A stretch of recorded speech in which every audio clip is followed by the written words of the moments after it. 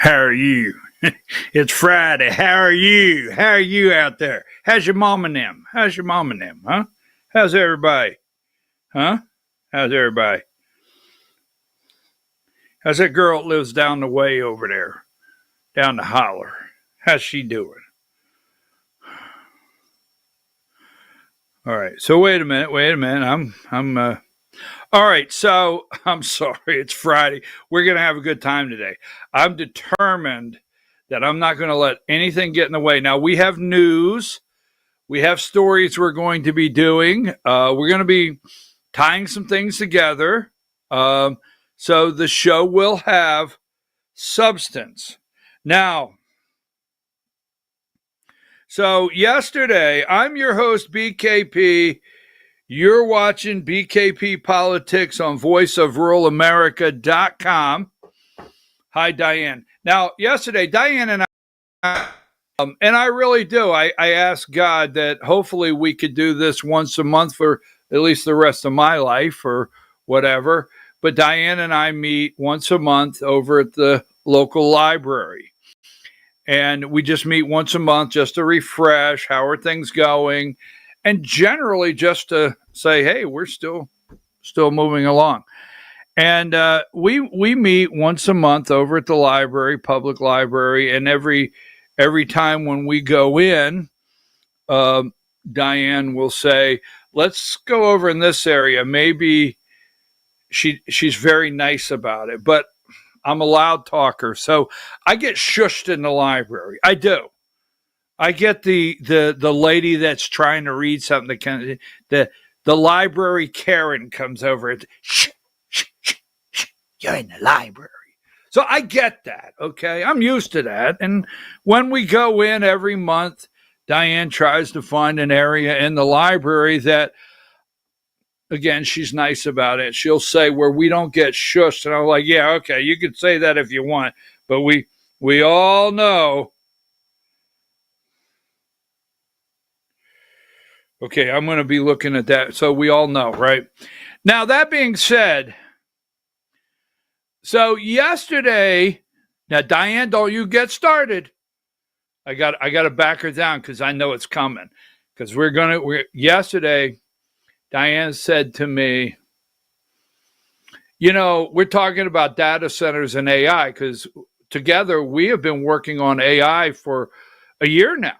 I mean, we're out in front. We have started discussing AI, breaking it down, what was coming for a year on the show between the two of us and doing research. And yesterday she said to me, we're talking about AI, she said, they're going to start putting the Chinese. She said, the Chinese own so much farmland. They're going to start putting data centers on the farmland that they own in this country. So this morning, I cropped an article that talks about our farmland and rural areas being ripe for data centers. And I send it over. I sent her like 180 some pictures. She's like, it's Friday. You got 180 pictures. It's Friday. But anyhow, I send that over and I'm like, how long? And all of a sudden I get a text message. I was like, I knew this. So Diane, don't start. We'll talk about it in a minute. I have to, you gotta, I feel it coming. Anyhow, Diane, you sent me a couple graphics and a website or whatever.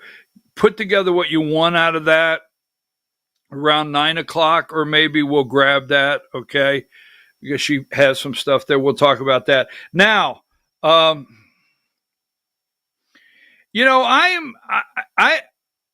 get very concerned. And the last thing I want to see happen is anyone be the victim of a drive-by. No, I mean, I'm serious. I mean, that's a scary thing. I don't want anyone to ever be a victim of a drive-by. I mean, think about that, folks. And Well, you guys are already giving me stuff I have to read during the break. So I don't want to, it's not okay with me. Violence is not okay. I don't want anybody to be a victim of a drive-by. And, well, let me just let you listen.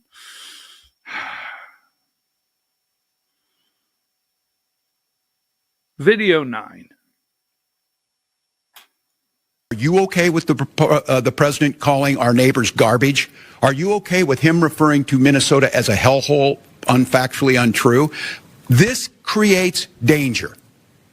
And I'll tell you what, in my time on this, I'd never seen this before. People driving by my house and using the R word in front of people. This is shameful. And I have yet to see an elected official, a Republican elected official, say, you're right, that's shameful. He should not say it. So look, I'm worried. We know how these things go. They start with taunts, they turn to violence. So deeply concerned. Give me number 76. He's a victim of a drive-by. Yes, a drive-by. Tim Walz. Are you okay with people stealing $1 billion? Hey, retard! Are you a retard? Trump said you're retarded. I'm sorry. I'm sorry. I'm going to fall out of the damn chair. I'm going to roll down the hall. Hey, Waltz. Yeah. What is it? I'm trying to build a snowman on the front lawn of the taxpayer's house here in Minnesota. What do you need? Waltz, look. You're a retard. Now, let's roll the tape and let's get serious for a second here, because President Trump did refer to him. There's something wrong with him. He's retarded. I'm sorry. I'm going to try to pull it back in. Now, let's roll that tape one more time and let's pick up, because it's okay to steal $1 billion. We'll do this a little later in the show. I'm going to show you a couple things there, but it's okay to steal $1 billion. But listen to what he says, and then we're going to take it very serious, because he is correct about some things, what it leads to. Go ahead. One more time. Are you okay with the president calling our neighbors garbage? Are you okay with him referring to Minnesota as a hellhole, unfactually untrue? This creates danger. And I'll tell you what, in my time on this, I'd never seen this before. People driving by my house and using the R word in front of people. This is shameful. And I have yet to see an elected official, a Republican elected official, say, you're right, that's shameful. He should not say it. So look, I'm worried. We know how these things go. They start with taunts, they turn to violence. So deeply concerned. So they start with taunts and they turn to violence, 136. But he hasn't heard a single Republican come out and condemn, right, this goes. It starts with taunts, right? And it leads to violence, right? 135, taunts. It starts with taunts. And then it starts with the deep state media putting fuel behind it, right? And it starts with 6 former military, CIA, coming out with a video saying, you don't have to follow orders if they're illegal, right? It starts with taunts, you piece of SHI asterisk. It starts with taunts. And then it leads to violence. And someone ends up getting killed. And see, it leads to lawmakers that should be, right? This is sedition. These people should be imprisoned today. Yes. You heard Tim Walz. You know how it goes. You come out, CIA, right? The astronaut there with the funny shaped ear, right? He's always got his ear to the wall. That's what happened to it.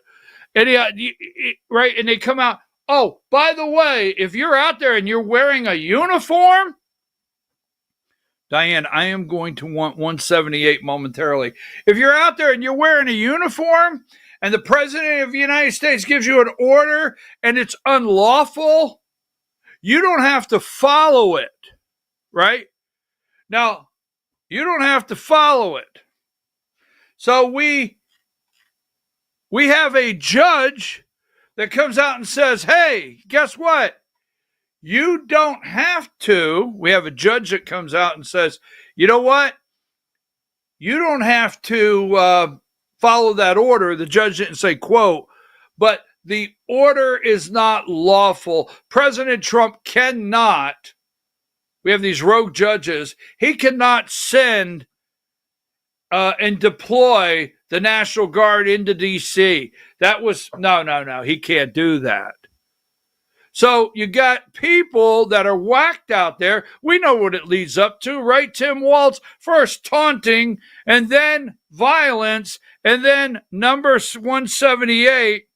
And then next thing you know, a 20-year-old young lady wearing the military uniform is killed. Another guy's hanging on for his life.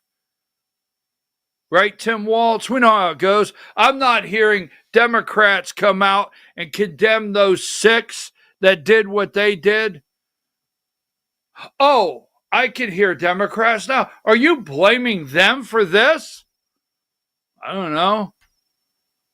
I'm sure as hell not going to blame Trump for you being retarded if he called you retarded, if you don't give an SHI asterisk for friggin' sending $1 billion to Somali SHI whole country over there and stealing from the taxpayers.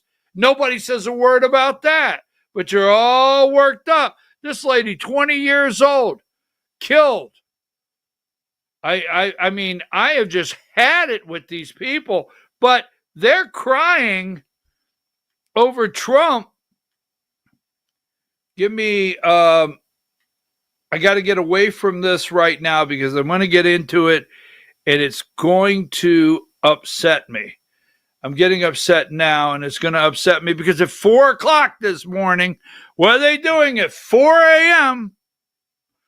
They start the day out with the drug boat, trying to get rid of Pete, 4 a.m., all the networks. Give me 76. So Walz is upset because he is a victim of a drive-by. He's victim of a drive-by, and we know that's how it starts, right, Tim? Not. It doesn't start by you stealing $1 billion. Give me 13. Kids riding by on their bicycle. Hey, retard. Sorry. New York Times, right? $1 billion of all places. The New York Times. Give me number 18. They don't talk about this. They don't talk about this. Boom. No. It's, I don't know, right here, number 23. I'm sorry. I have a love and a passion for people with Down syndrome in your families. I'm compassionate, okay? So don't get mad at me. Please, I'm asking you nicely. But does he look like a retard in that picture? I'm just tired of the way they cry and moan when the reality is, if you are out there today, look at me in the eye. Look me in the eye. Focus for a minute.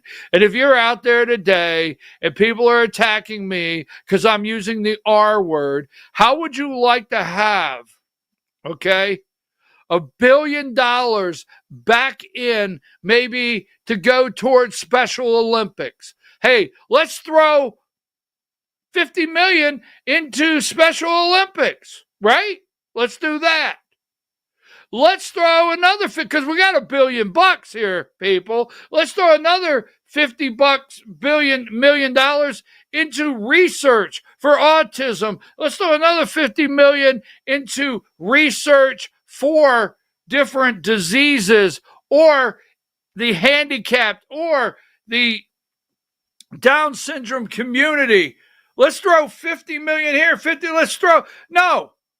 We could throw $1 billion at some garbage country, yes, with 87,000 people living in a community, and people stealing their money, good, honest taxpayers that have households.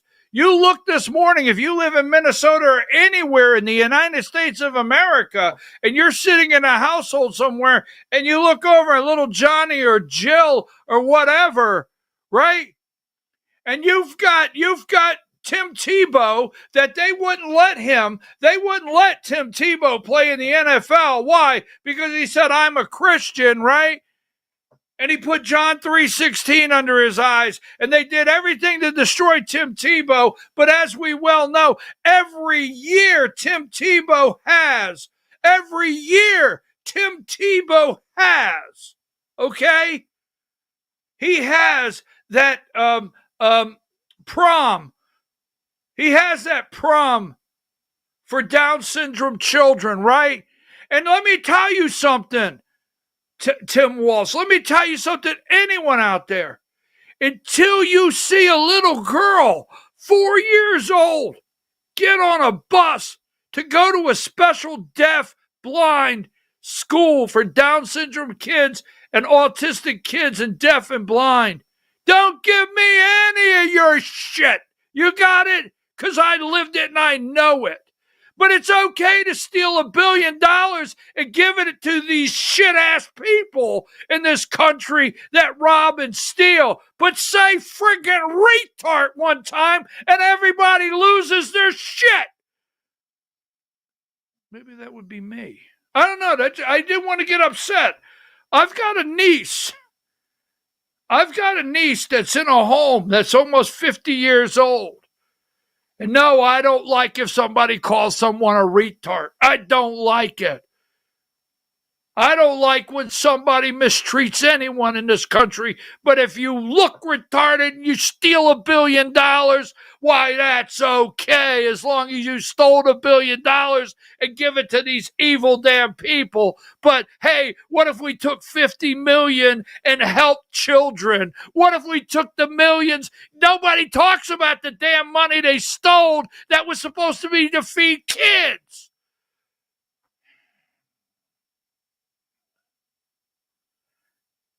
No, you shouldn't say retarded. You shouldn't say retarded. I'm sorry. I'm having an Erica Kirk moment. Well, that's what we call it nowadays. I have to do something to get me back into smiling. I despise these people so bad. I can't stand corruption, cheating, lying. Look at this right here. Number 22, FBI nonprofit Feeding Our Future. Feeding Our Future was a nonprofit stealing the money. So yeah, they drove by your house, used the R word.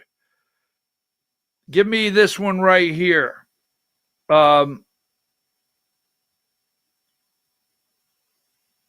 Yeah, supposed to feed children. But the only thing you got out of it, number 30, that's all you got out of it, right? Let me see.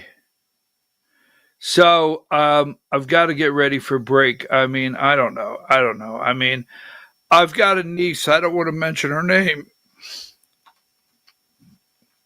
She lives in a home. I think she's 40 years old now. I think she's 40, did not have the life expectancy of, we didn't know, over maybe 25 years. She's still 40 years old. She does sign language. She's blind in the palm of her hand. Yes, she could sign in her hand. and I try to go see her at Christmas.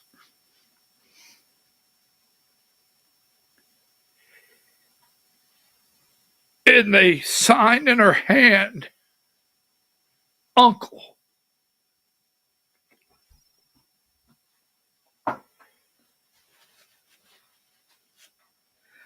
They sign in her hand, Uncle.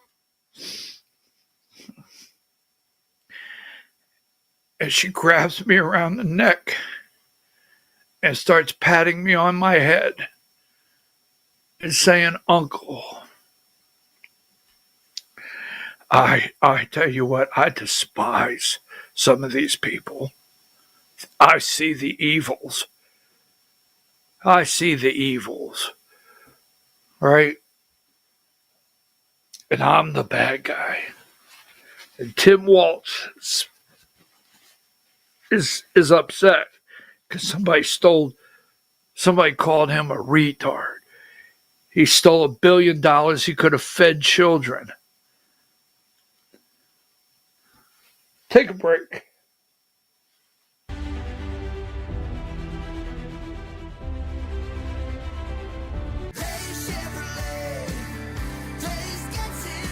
At Days Chevrolet in Jasper, we're proud because for more than 65 years, we've built a legacy of trust for the families we serve. That's why 80% of our business comes from repeat customers and referrals. When you treat folks as well as we do, word is bound to get around. Days Chevrolet in Jasper, family first since 1959. Days Chevrolet, Days gets it done. Together, let's drive.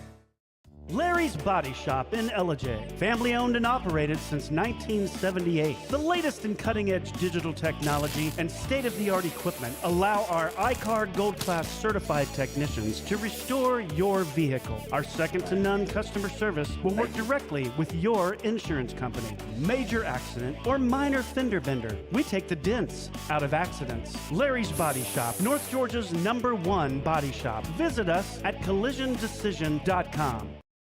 Why give your money to liberal media companies? Put your marketing needs in the hands of a conservative marketing professional and start getting results today. FYN Media Group, one of the top digital marketing agencies in Georgia, specializes in website design and hosting, social media promotion and management, and so much more. Visit FYNmediagroup.com or call 706-889-3564 for a free consultation.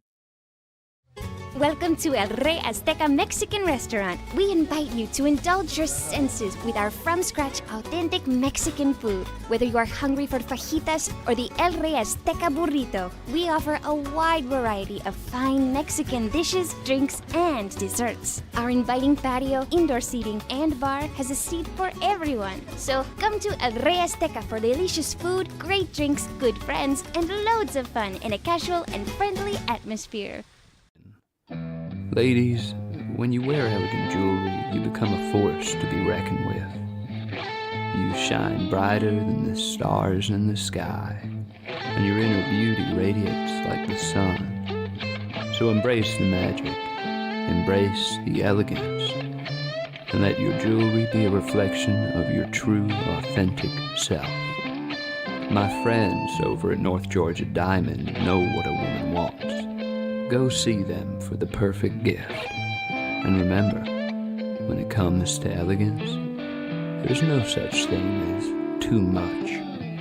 Come see us at North Georgia Diamond. We're igniting passion one sparkle at a time.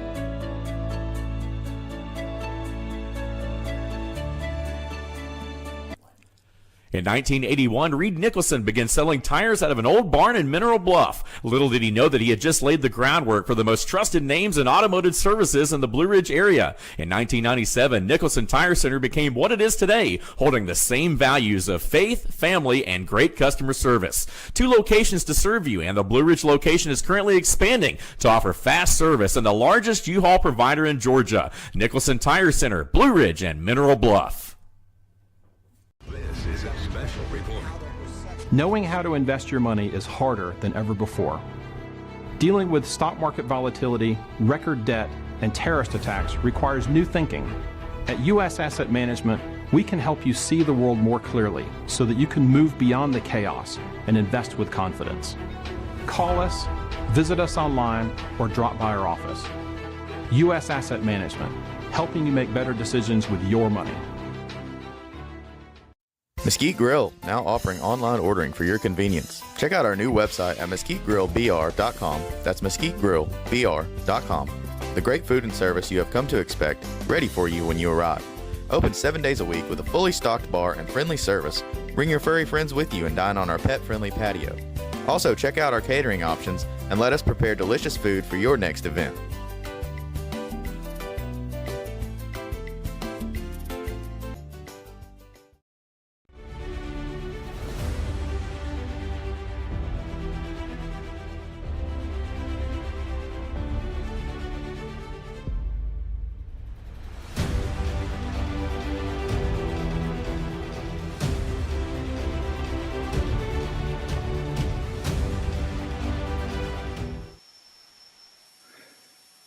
Good morning, good morning, good morning. How are you, folks? It's good to be back here. I'm your host, BKP. You're watching BKP Politics on voiceofruralamerica.com, voiceofruralamerica.com. Doing well. Hi, Diane. Now, let's, I don't know. When I see these crooked, corrupt politicians crying and whining, Somalians, 87,000 in one city. I mean, if you're new to the show, I can't stand corruption. Okay, corruption. I can't stand, stealing from people, taking taxpayer money and stealing. And I can't stand political stunts. But what really gets me is it's like the media is making a big deal over, calling Trump a racist and slurs and saying the R word. And, I'm on TikTok. All right. I'm on TikTok and I scroll through. And I guarantee you, I can find, if I want to play it on this program, in one day, I can find you 100 times the N-words used. Easy. Okay? Nothing is ever sensitive or important when, it's the arts or, people are just expressing whatever. These people stole food, money that was supposed to go to feed children. I can't get past that. All right, I'm your host, BKP. You're watching BKP Politics. Now, I want to go through a couple things quickly. Here is the guy, 54. Let's go 58, Diane. I don't want to spend time on this, but this is the guy that they got the pipe bomb, right? The pipe bomb. And this is the guy that they got the pipe bomb. I forget his name. And on January 6th, right there, FBI finally cracks January 6th pipe bomb case ignored for years under Biden. Well, okay. And there will be podcast after podcast today. Break this down. Why did it take so long? Why did they bury it over at the Biden DOJ? One right after another all day long. But let me just say this. if anything happens in America and they need to get their man, we'll call it man, we got our man or woman, they can do it in an hour. They can do it in a matter of hours. You take someone, climbs a building on a roof, they can get that guy in an hour. You take someone, shoots, Charlie Kirk, assassinates Charlie Kirk. It all depends on how long they feel they need to get their man. Just remember that as you listen to this, and this is the guy that put the pipe bombs allegedly at the DNC and the RNC headquarters in DC January 6th. So take that down. Now,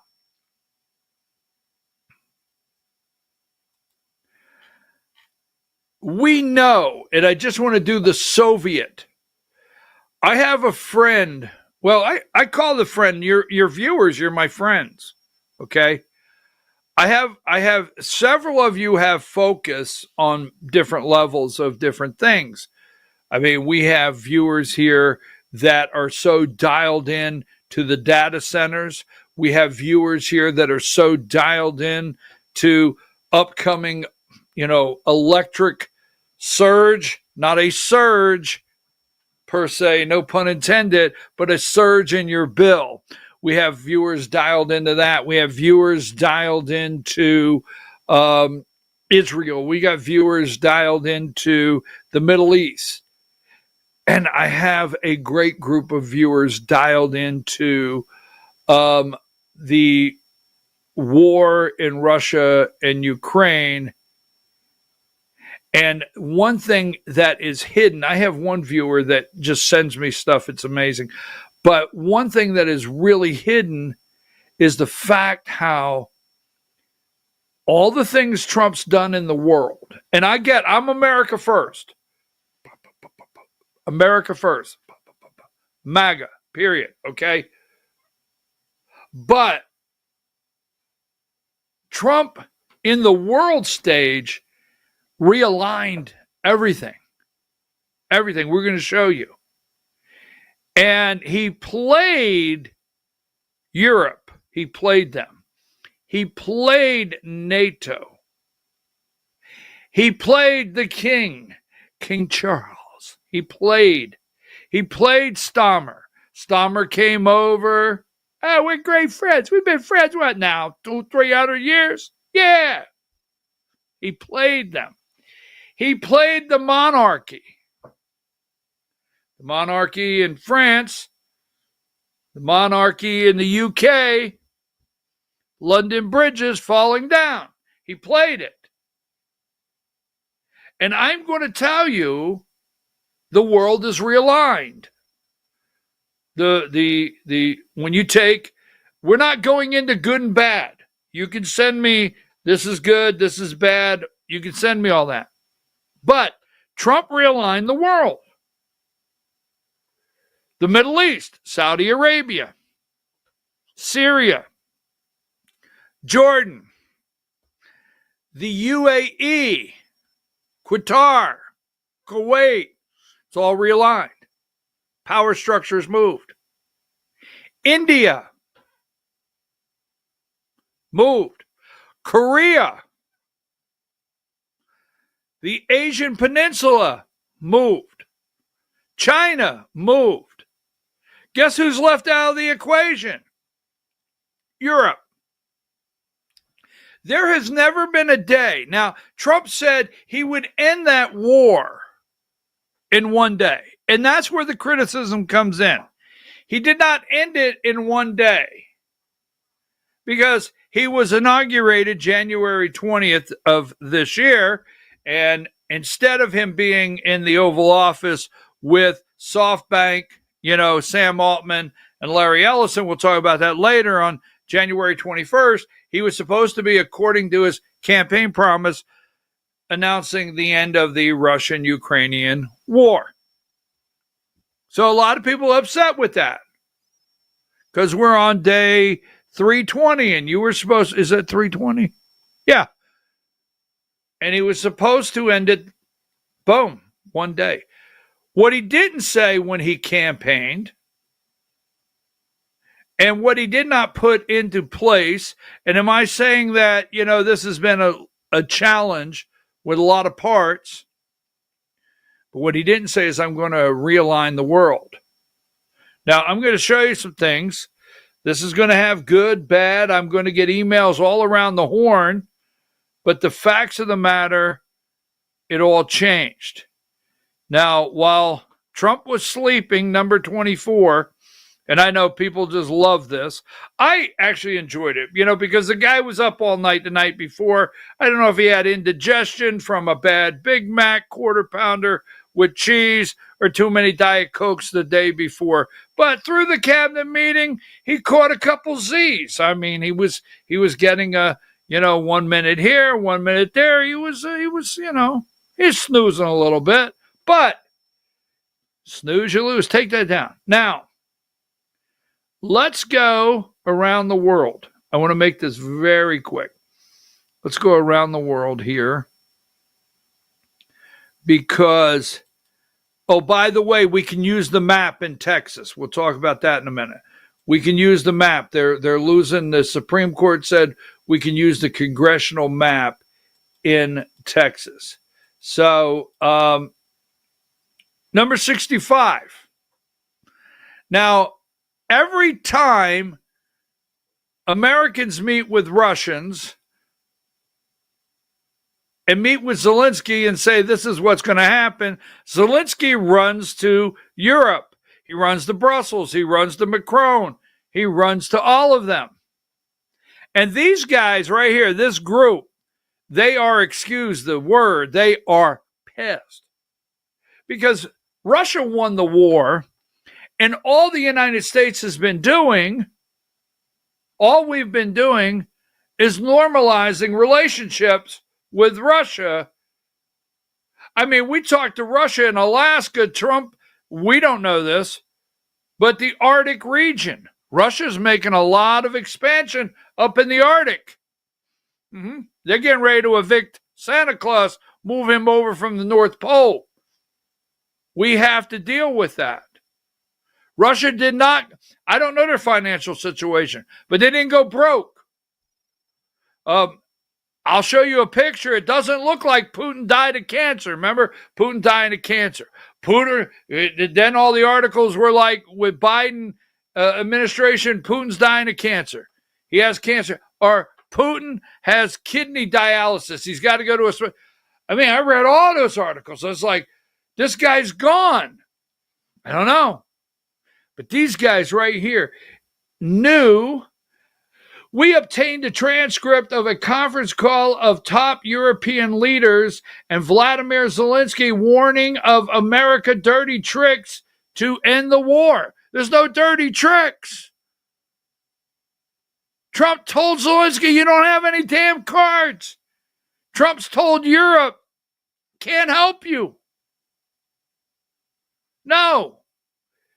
Emmanuel Macron, every time you look, Macron is wanting to put troops in there. Macron wants a war.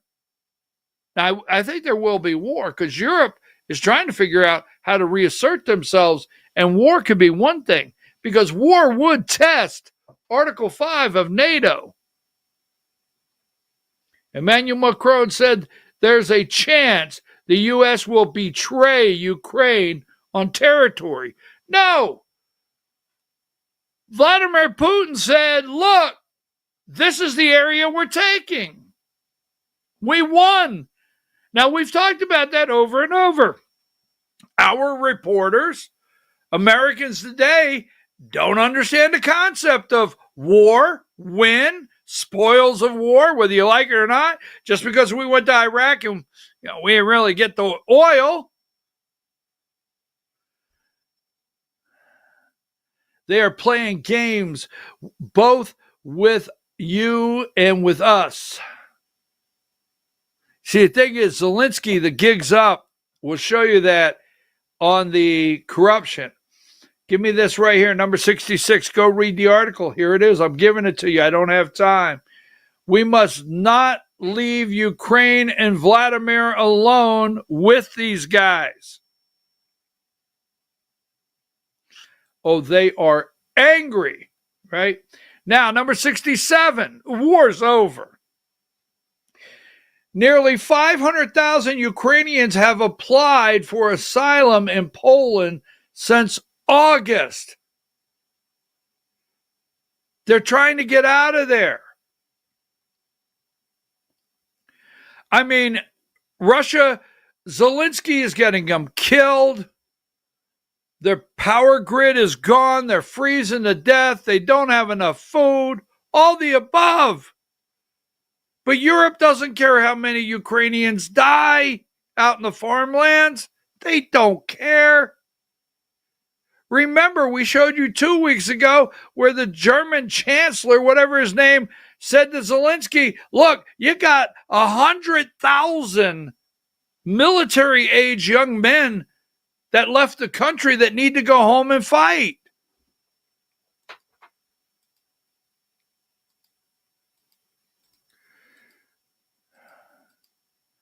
Let me get through here, right?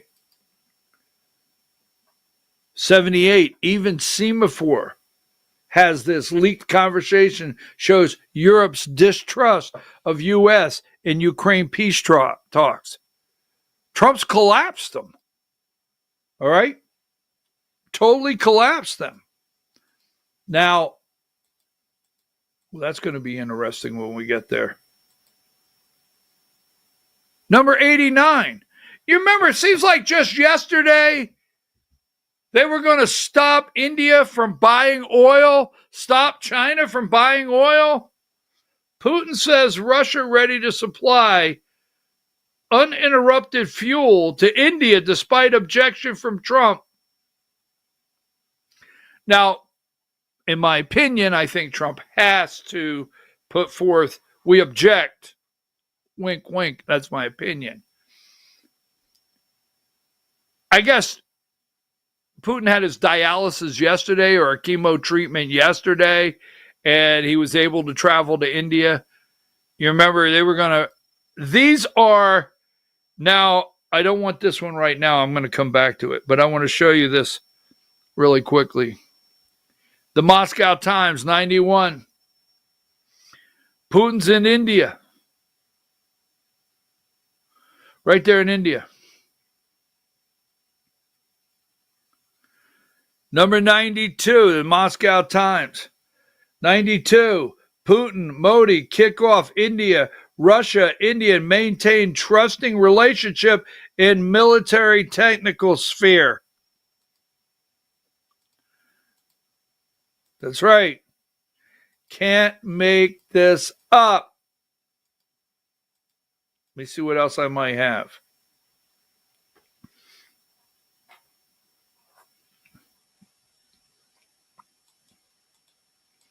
And don't forget,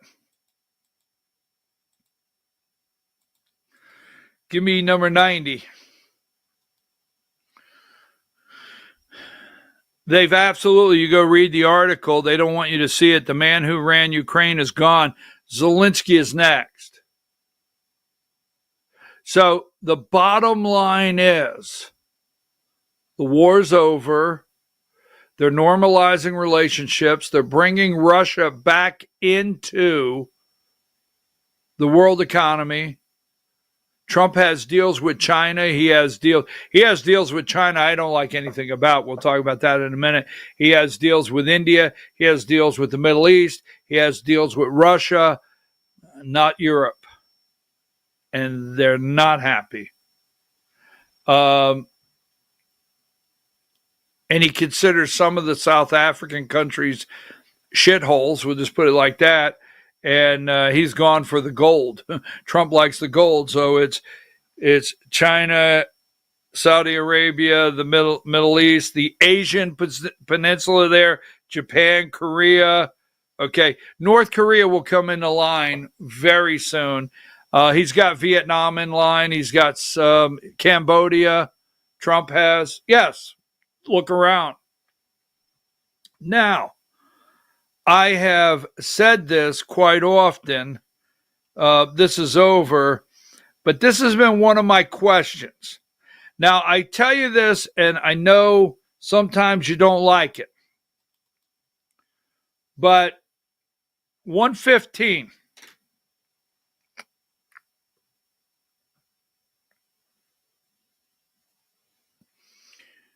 Marco Rubio has not been in several of the meetings. Okay? He's not been in several of the meetings. And you know out there, I have, let's see. Let me make sure I'm on a roll here. I've asked you several times. Here you go, number 133. I want this one. 133. NATO foreign ministers gather in Brussels. I'm just telling you, they are losing it in Europe. But give me this one right here. Yes, the White House lit up the Christmas tree last night. 144. Witkoff. Now, Witkoff, if you go and look at Witkoff, I don't dislike the guy, but very business, financially tied to the Trump family. He is. But the guy in the middle there, the Russian in the middle, Dmitry, is that his name, Dmitry? And I keep asking you, why is Jared Kushner? Every day I come on this show and I say, hey, why is Jared Kushner 150? Look at the end of this table. You got Jared Kushner, you got Witkoff, no Marco Rubio. This is the money right here, right? You got Vladimir Putin, and then the guy in the glasses on the end, Dmitry, right? Now, 151, here is the region. Putin vows Russia will seize the Donbass region by any means. Putin has drawn these lines. He said yesterday in India, he'll take it no matter how he has to get it. The Donbass region. He said, I'll take it. All right. No matter how I get it, I'm going to take it. You're going to give it to me, drought, or bottom line. And he is not flinching. Now, here's 152. There's Putin over there with Modi. Here's 153. Putin over there, right? In India, 153, getting a hero's welcome. And what are we over here doing? We're over here doing what? Talking about Trump shooting a boat out of the water that may have drugs that might kill our kids. Now, I don't know. Not going down that road right now. I want to stay focused on this. Now, I have asked how many times, who is this? Why is Jared Kushner? And I've read so many articles on Dmitry, and I know Dmitry always comes to the meeting. He goes to every meeting, and he's like Scott Bessent to Russia. Now, some of you don't like when I make a comment and I say there's a little nugget. Give me number 144. Every once in a while, you bump into a nugget of truth in a network that you don't want to admit to. Okay? The guy in the middle. Now,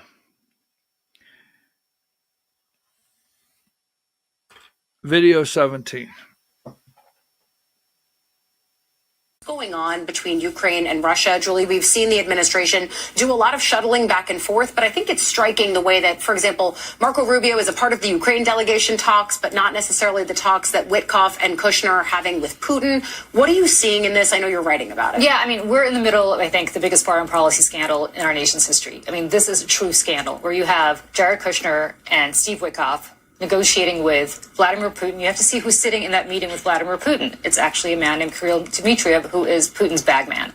He is the head of nominally the head of the Russian sovereign wealth fund, but in reality, he's Putin's wallet. And when you have two people deeply involved in private equity and crypto, which is Jared Kushner and Steve Witkoff, respectively, we don't know where the money is coming from, negotiating on behalf of the United States, who are not officially American representatives in the sense that they don't work for the United States. They work for private interests. Witkoff has been deputized. He's been deputized, but Kushner is not part of the administration. Right, and ultimately, look, Witkoff's son runs the crypto fund that Donald Trump's family is deeply invested in. I mean, there are so many conflicts here that we don't know about. And when you have somebody on the other side sitting there who is literally the wallet for Vladimir Putin, what does that tell you? This tells you this is a deal that's being cut to sell out Ukraine to benefit very few people around Donald Trump who stand to make a tremendous amount of money through Ukrainian reconstruction. It is a massive scandal, and I don't know why it's not on the front page of the New York Times and every other newspaper every day, but it is. We're juggling a lot, though we are keeping our focus on it, I think. Okay. Now, MS Now, Ali Vitale and Susan Del Percio, they're not prepared for her to go down that road. They're not prepared for that. I'm going to give you something to go look up, all right? And there's a lot of things that are correct in what that lady said, because Marco Rubio's not at the table. Marco Rubio's not at the table. Now, here's what they're negotiating. And I'm going to tell you what they're negotiating. I want you to go look it up. I want you to get back to me. I want you to look this up. Now, I think it was 2 years ago, because we did the story here. We're out in front. I'm not Steve Bannon. I'm not over there talking about Trump running in 2028. I'm not Steve Bannon. I'm not going to be talking about the pipe bomb today, which, I'm glad they got their guy. I'm not Steve Bannon. Remember when Steve Bannon, I'm going to show you in a minute, when he was going to destroy Elon Musk? Well, I'm going to show you the destruction Elon Musk has withheld, and made it through. We did this story 2 years ago, over a year ago. Go look up. There was a meeting in Ukraine, BlackRock. Go look it up. BlackRock in Ukraine, a couple years ago, before Trump ever took office, on the reconstruction and how reconstruction would work in Ukraine. Reconstruction of Ukraine has been set up through BlackRock and others. Is it Vanguard? What are the other ones? Go look it up. I keep saying it. That was done years ago. And what Kushner and Witkoff are doing with the bag man, what Putin is saying, I won the war. Remember back when we were going to have that minerals deal with Ukraine? And Putin's like, why are you doing a minerals deal with Ukraine? They're my minerals. I won the war. Why are you doing this deal with Ukraine? I won the war. So what they are doing right there now in negotiations, to hell with Europe, is the Trump family. That's Kushner, his son-in-law. They're putting together with Vladimir Putin the reconstruction of Ukraine and what pockets the money will fall in and how it's going to work. Go look it up. You will see. Why do you think Europe, they're ticked? Rearranging of the world right before your eyes. Now, that being said, we're going to go to break. But before we do, keep in mind 158, Letitia James, they are not going to indict her. I want to show you that. They're not going to. 147, IKEA. Now, we'll talk about this later, but is 2026 our year?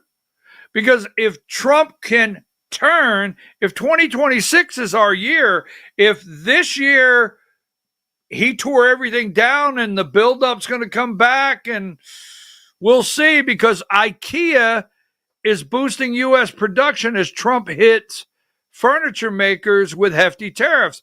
They're going to start working with producers IKEA in America. That's been announced. So the EPA, right? You have yesterday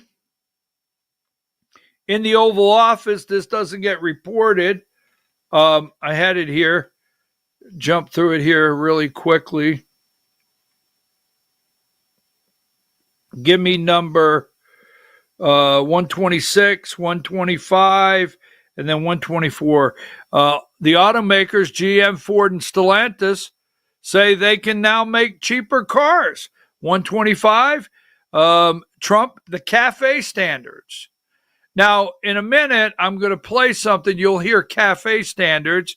The Ford CEO was there at the White House when Trump said CAFE standards, and he said, you're going to hear it in a little bit in a video.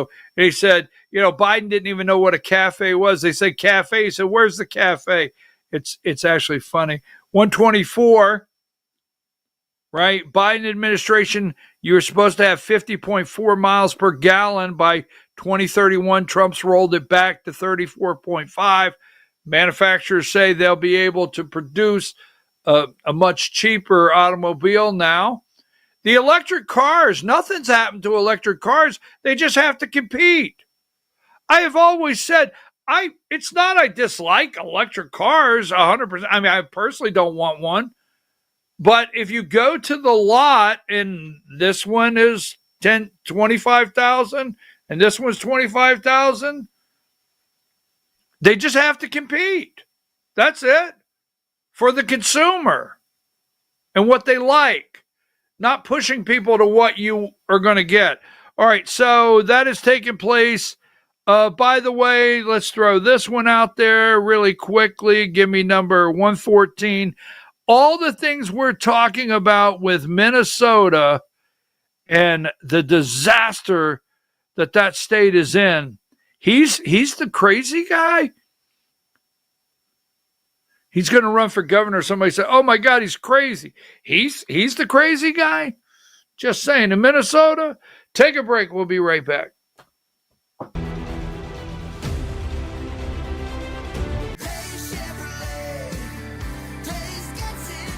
At Days Chevrolet in Jasper, we're proud because for more than 65 years, we've built a legacy of trust for the families we serve. That's why 80% of our business comes from repeat customers and referrals. When you treat folks as well as we do, word is bound to get around. Days Chevrolet in Jasper, family first since 1959. Days Chevrolet, Days gets it done. Together, let's drive. Larry's Body Shop in Ellijay. Family owned and operated since 1978. The latest in cutting-edge digital technology and state-of-the-art equipment allow our iCard Gold Class certified technicians to restore your vehicle. Our second-to-none customer service will work directly with your insurance company. Major accident or minor fender bender, we take the dents out of accidents. Larry's Body Shop, North Georgia's #1 body shop. Visit us at collisiondecision.com. Why give your money to liberal media companies? Put your marketing needs in the hands of a conservative marketing professional and start getting results today. FYN Media Group, one of the top digital marketing agencies in Georgia, specializes in website design and hosting, social media promotion and management, and so much more. Visit FYNmediagroup.com or call 706-889-3564 for a free consultation. Welcome to El Rey Azteca Mexican Restaurant. We invite you to indulge your senses with our from-scratch authentic Mexican food. Whether you are hungry for fajitas or the El Rey Azteca burrito, we offer a wide variety of fine Mexican dishes, drinks, and desserts. Our inviting patio, indoor seating, and bar has a seat for everyone. So come to El Rey Azteca for delicious food, great drinks, good friends, and loads of fun in a casual and friendly atmosphere. Ladies, when you wear elegant jewelry, you become a force to be reckoned with. You shine brighter than the stars in the sky, and your inner beauty radiates like the sun. So embrace the magic, embrace the elegance, and let your jewelry be a reflection of your true, authentic self. My friends over at North Georgia Diamond know what a woman wants. go see them for the perfect gift. And remember, when it comes to elegance, there's no such thing as too much. Come see us at North Georgia Diamond. We're igniting passion one sparkle at a time.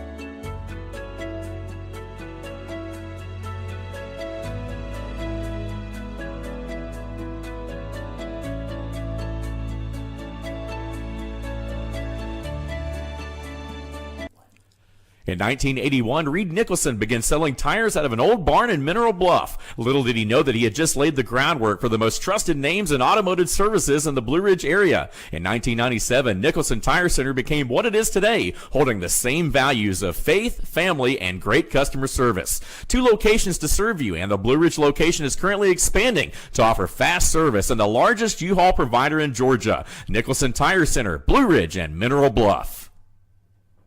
This is a special report. Knowing how to invest your money is harder than ever before.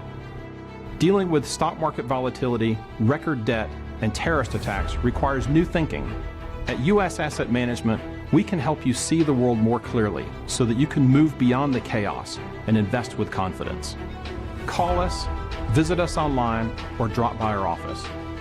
U.S. Asset Management, helping you make better decisions with your money. Mesquite Grill, now offering online ordering for your convenience. Check out our new website at mesquitegrillbr.com. That's mesquitegrillbr.com. The great food and service you have come to expect, ready for you when you arrive. Open 7 days a week with a fully stocked bar and friendly service. Bring your furry friends with you and dine on our pet-friendly patio. Also, check out our catering options and let us prepare delicious food for your next event.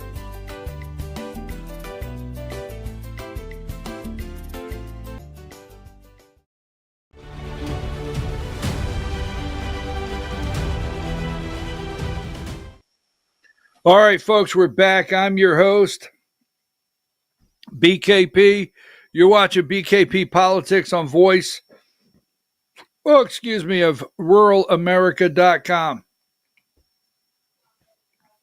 Good morning. Hi, Diane. Now, artificial intelligence, data centers, needing more power, needing more land. Now, we're going to get there because we're going to talk about a farmland. And, you know, they get us with AI and they start gingerly. They really do. And you actually enjoy it at first. I mean, as you see them taking control of your life, there's a part that says, well, this is actually more efficient. And that worked much better than the old days and things like that. But what they're doing is incrementally, they're taking full control. Now, with AI, the first thing to do, because don't forget, right? When computers first came out, you didn't take a class on how to navigate Windows. Why do you think solitaire was put on every computer made in the United States when they first started coming out? It's so you could point, click, double click, drag a card from one card to the other. By the time you got done playing solitaire all day long, and maybe you got fired from one of your jobs because the boss caught you playing solitaire all day on the computer, but that was a big thing when the computers first came out, was solitaire, and really it was training you. I mean, whether you realize it or not, we all came into the internet and the computer age at the same time, and you drag and hold and double click, all the above. The simple functions. Now, what they're doing with AI is they're making it enjoyable. You can go to Grok, whatever you call it. You can upload a picture. You can tell the picture to turn it into a pirate. You can tell the picture to sing. I mean, there's all kinds of things. It's a lot of fun. It is. Now, this is ingenious. Whoever has done this right here, we're going to start with something funny because it goes with AI. But whoever come up with this and is doing this, this is absolutely ingenious. And yes, I really enjoy it. But this is AI generated, where they take every person and upload them as babies and get facial, and we all enjoy it. So we're going to take this funny little clip that we're going to enjoy, and we're going to do a very detailed segment on AI, data centers, and farmland. But let's start with the fun side of AI. Give me video 7, Diane. Look, Jack Smith is a thug. He's a failed prosecutor. He's a bad man. He's an evil man. He hurt a lot of people. Forget about me. You know, I do this stuff, but I got indicted many times by a guy that they were dismissed. He's a bad guy. He's a sick man. There's something wrong with him, actually. I think Jack Smith is a sick man. There's something really wrong with him. I'd rather see him testify publicly because there's no way he can answer the questions. But Biden knew this was going along. Kamala knew it was going along. And there's a lot of things happening right now that they don't like. One of the things is the auto pen. Everything he signed, almost, with the exception of the pardon of his wonderful son, Hunter, just about everything he signed was not signed by him. He had no knowledge of it. He didn't know what it was. People sitting around the beautiful Resolute desk knew exactly what it was. And those people are guilty, in my opinion, of a major crime. Everything that was signed by that auto pen, the man operating the auto pen, and I'm sure there are more than one because I think some of the people can operate it themselves, some of the high-level people operated themselves. They would just go in and sign his name with an auto pen onto very important documents, not only pardons, but policy, maybe cafe standards, okay, as an example. Who signed cafe? If you ask Biden what's a cafe standard, he would have absolutely no idea. He'd say, where is the cafe located? The guy didn't know anything. Look, that just shows you what a rigged election can be, but you understand what I'm saying. Thank you. Now, every bit of that is AI generated. It's absolutely hilarious. I love them. I love them. Whoever's doing this is really, but it's all AI generated.